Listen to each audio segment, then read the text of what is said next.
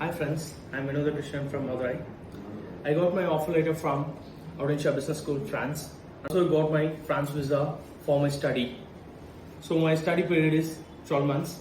So the entire education and the process is done by IIEC Consultancy, Chennai. Before coming to IIEC, I thought going to abroad to study, it's very difficult.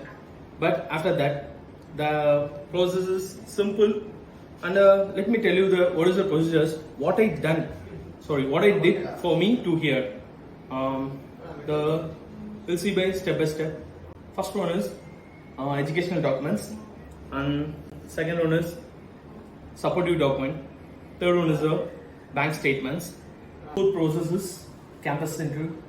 So those who are going to France. So campus France is mandatory, so they have to crack the interview. So after that only you are eligible to move visa. So then last process is a visa process. It will done by VFS. So after getting visa, we have to book an accommodation. Have to settle for our entire study there. So we have to choose our accommodation and then a flight ticket also. So the entire process is done by IIEC Consultancy, Chennai, and Sridevi helped me here to me to find an accommodation, ticket, and for the entire process.